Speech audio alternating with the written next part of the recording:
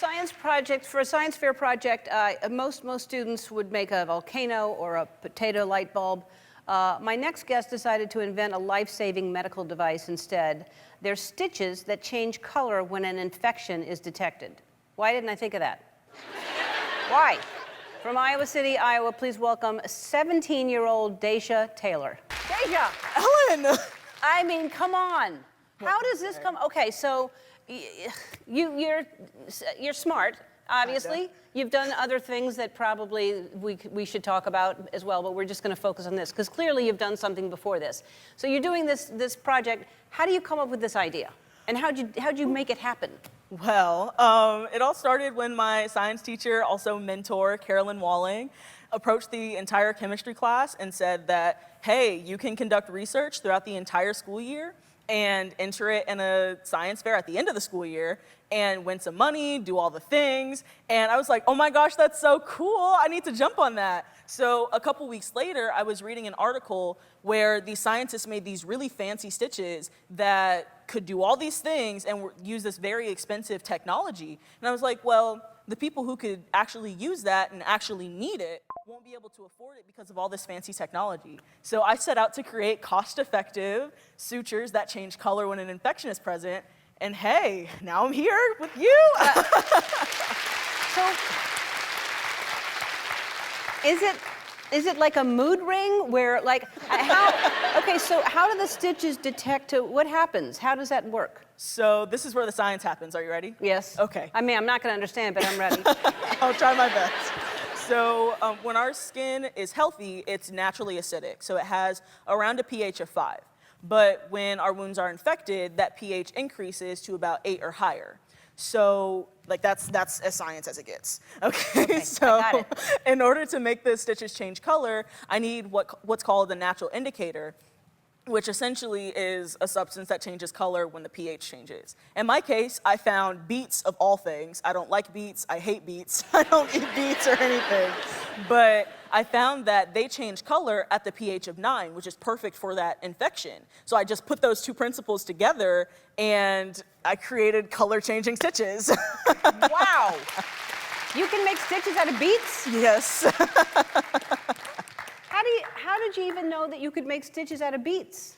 Well, like I said, I just put those principles together, so I can't say too much because I am seeking a patent for my invention. Yeah, so yes, so you're seeking a patent so that, I mean, because people need these right away. How long does it take to get a patent for that? So I'm not sure of the timeline specifically, but I definitely won't stop until the people who need these stitches actually get them. Yeah, I mean, it seems like that would be a no-brainer. Like, yes, here's the patent. Right. You know, That's what I'm saying. I'm going to say get a patent for this young lady.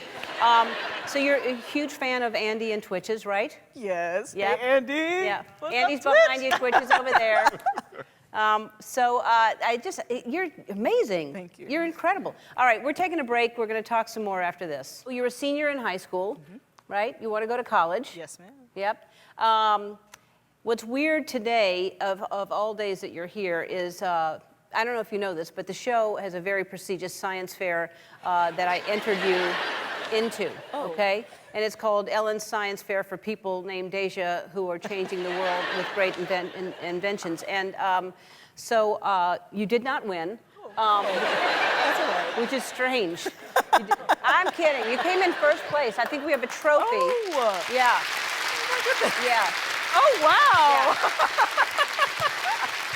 That's a gorgeous trophy. Yes. And Yeah. all I had to do was come here. Yeah, well, I entered you into it, and I just took a chance. Also, I want to take a moment to thank my friends at Shutterfly for sponsoring this event.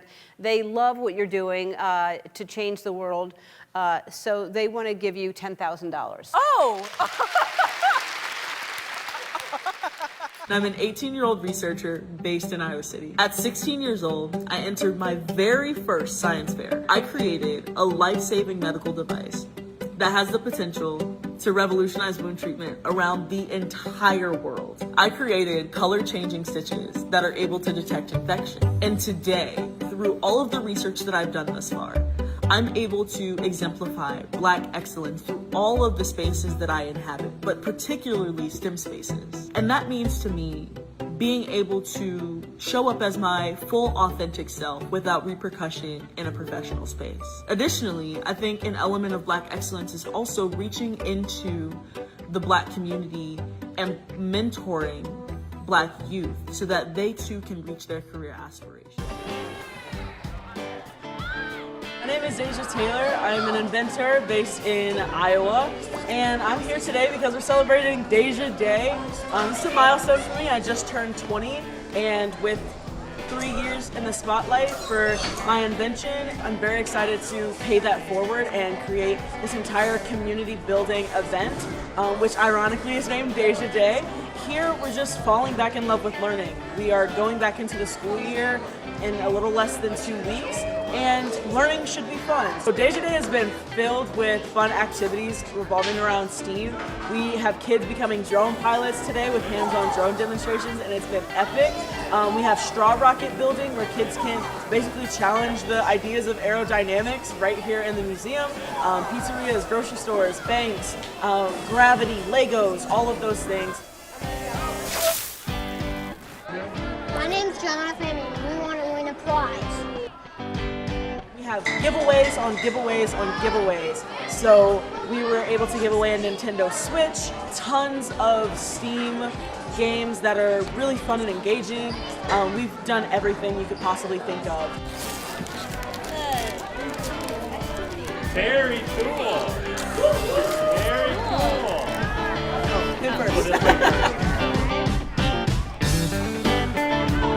So when I put on events like this, I knew that I had to make sure that it was as equitable as possible. So we have diverse donors, we had a diverse community, free admission, bus passes for residents of the city of Coralville where the museum is hosted, safe events for kids of all ages. We made sure we put in these footholds so that everyone can have a good time regardless of socioeconomic status, regardless of race, regardless of gender expression. It does not matter. We welcome everyone and we wanted to make sure everyone was able to get here as well.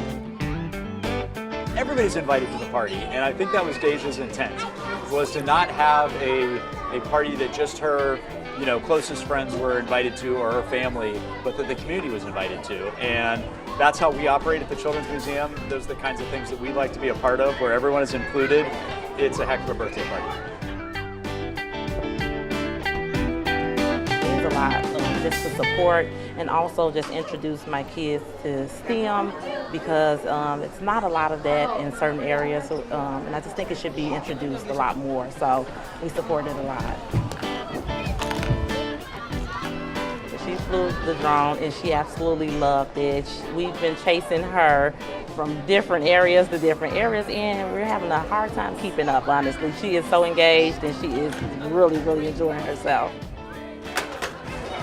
This is an exceptional way to connect kids with science, to see a lifelong learner like Dasia, who's such a dynamic person, be so curious about the world. Kids get excited seeing her get excited and be curious too. We've got excitement from 6, 7, and almost 40 years old. We're all excited to be here.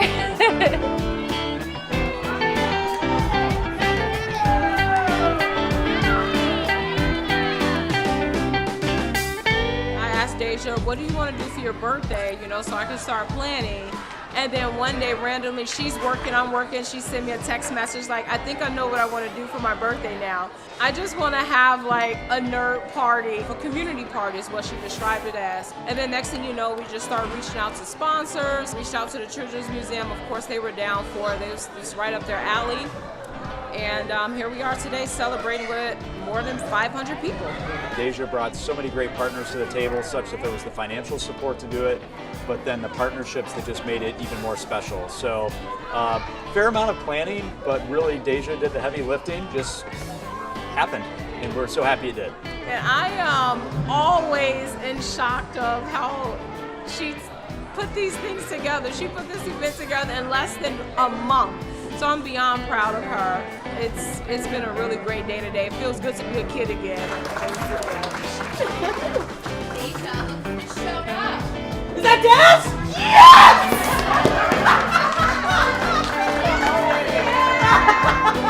Dasia Day is going to be an annual event. like period. We had such a good turnout this year that we will probably start planning next year's event in the next month or so.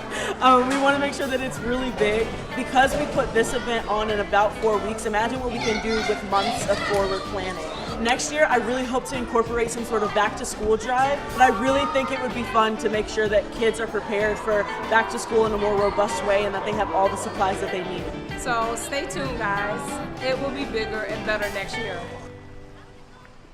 An innovator that has done a bunch of things within all of those spaces. So most known for creating color-changing stitches that detect infection and really trying to grow more of a community around innovation for younger kids and generations to come. I want to build a huge nerd culture around being innovative and understanding that, hands-on learning is the way to go, and really understanding those concepts and drilling down those concepts. When you have more perspectives at the table, this is not rocket science. When you have more perspectives at the table, you get a more diverse, a more inclusive result, period. I often don't see Black people who create medical devices. I don't often see Black people within the lab spaces that I've visited. And just historically, there have been very few people of color allowed into those spaces, and nonetheless, allowed to contribute to all of these phenomenal science innovations and innovations of any sort, really. And even if they are able to, it's they don't get the credit for it. And so I am really able to personify what it is to be able to do these things. I'm able to conduct research in a lab. I'm able to conduct my own research in a lab and have varying perspectives around me to provide their expertise as well. I'm able to share that with students and be like, hey, if I can do it, you can do it. And I'm very open about, my process and how I did it, but I'm also very open about my background as well. Kids are great. Adults are boring. Kids have so much promise. And to be quite honest, on a real note, I wish I had somebody like me, somebody I could look up to like me. I'm famous for being smart, right? I'm famous, and I use that word very loosely. I like to learn. I embrace my nerd identity. It took me a while to actually be able to do that. I won't say I was bullied or anything for being a nerd, but there were a lot of missed interaction within my peers because I prefer learning over external experiences, And so because of that, I want to really make sure kids know, you can be cool for being a nerd. You can be cool for being a nerd. It is totally okay to embrace that aspect of you. And I really just want kids to know that, and for kids to actually recognize that and understand that I exist and that they can look up to me and I can be that example. That's why it's kids over adults. Adults are cool, but they're in their own lane. I wish that I had somebody like me when I was their age, and so because I'm that example that I always wish I had, I feel like it's almost my responsibility to be able to provide that experience for them in any way, shape, or form.